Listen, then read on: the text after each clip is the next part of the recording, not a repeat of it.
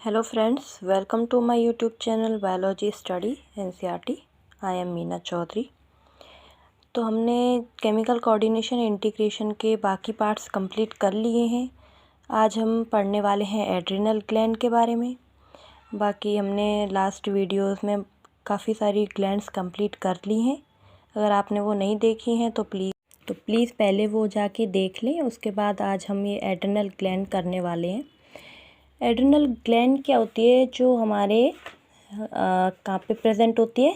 Renal के ऊपर present होती है हमारी, मतलब ये जो हमारी किडनी है ना, इसके ऊपर पाई जाती है। ये ईच पेयर होती है क्योंकि किडनी हमारी 1 पेयर किडनी पाई जाती है हमारी बॉडी में, तो उन्हीं के ऊपर पाए जाते हैं। तो ये भी 1 पेयर ही होती है एड्रिनल ग्लैंड। इनको सुपरा रीनल भी बोलते हैं क्योंकि ये जोड़े में पाई जाती हैं। ठीक है। In our body one pair of adrenal gland one at the anterior part of each kidney. The gland is composed of 2 types of tissue located in the adrenal medulla and adrenal cortex. जो medulla part है वो centre में पाया जाता है और जो cortex part है वो बाहर वाला आउटसाइड पार्ट है, उसको हम कॉर्टेक्स बोलते हैं, मेडुला कॉर्टेक्स। और ये एड्रेनल कॉर्टेक्स हो गया, ये एड्रेनल मेडुला हो गया। एड्रेनल कॉर्टेक्स में जो हार्मोन्स होते हैं ना, इसको हम बोलते हैं कॉर्टिकॉइड हार्मोन्स।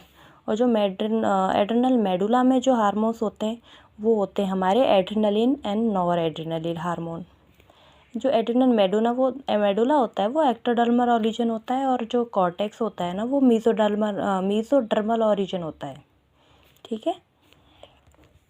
तो हम पहले मेडुला के हार्मोन पढ़ लेते हैं। Adrenal medulla secrete 2 hormone called adrenaline and non adrenaline. इसको हम बोलते हैं epinephrine and nor epinephrine. These commonly called as the catecholamines. इन दोनों को मिला के क्या बोलेंगे हम? Catecholamines. Adrenaline and non adrenaline rapidly secreted in the response to stress of any kind of during emergency. इनको हम इमरजेंसी हार्मोन बोलते हैं क्योंकि इमरजेंसी के टाइम ज़्यादा एक्टिव हो जाते हैं। तो हम जैसे 3F होता है ना, फ्लाइट फाइट एंड फ्राइट, डर, भय और जल्दी में कुछ करने के लिए ये जो रिस्पॉन्स दिखाते हैं, कौन से? एड्रेनलिन और नॉन एड्रेनलिन हार्मोन। दोनों अपोजिट नहीं एक दूसरे के, दोनों मिलके काम करते हैं। ठीक है।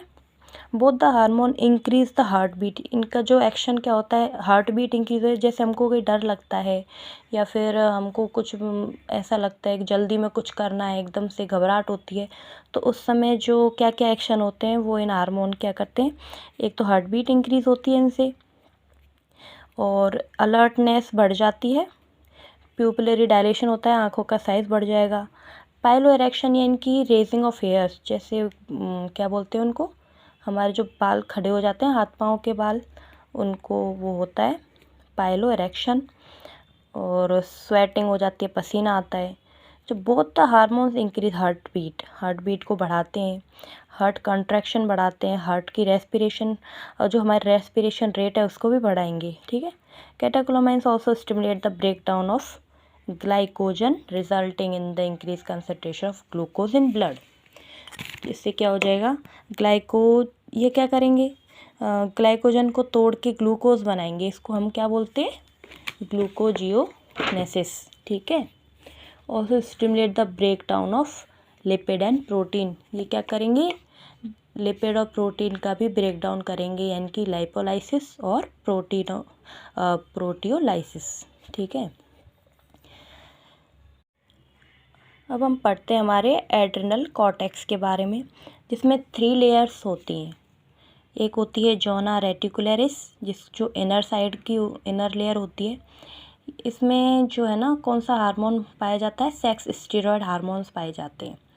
दूसरी है जोना फेसिकुलेटा, जो मिडल लेयर है। इसमें जो ग्लूकोकॉर्टिकॉइड्स है ना वो एक्टिव होते हैं, जिसमें कॉर्टिसोल हार्मोन अपना रोल प्ले करता है। तीसरी है जोना ग्लोमेरुलोसा, ये आउटर साइड की लेयर है। इसमें जो है एल्डोस्टेरोन जो हार्मोन है वो अपना इफेक्ट दिखाता है, यानी कि मिनरलोकॉर्टिकॉइड्स एक्टिव होते हैं इधर।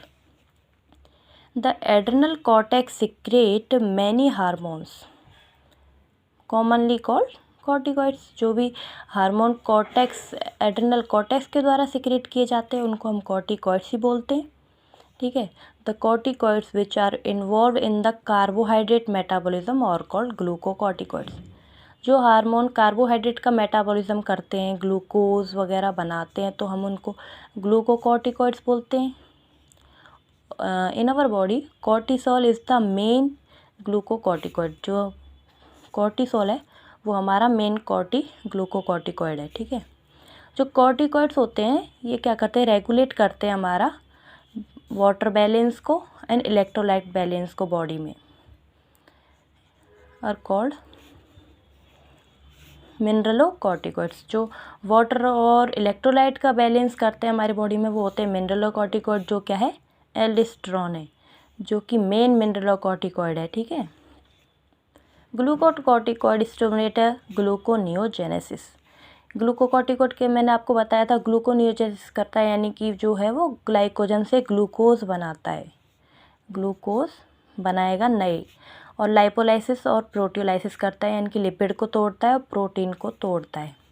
एंड इनहिबिट सेलुलर अपटेक, यानी कि जो सेल में अमीनो एसिड होते हैं ना, उसकी एंट्री और उनके यूज़ को कम कर देगा ये, और अमीनो एसिड का यूटिलाइजेशन भी कम कर देगा।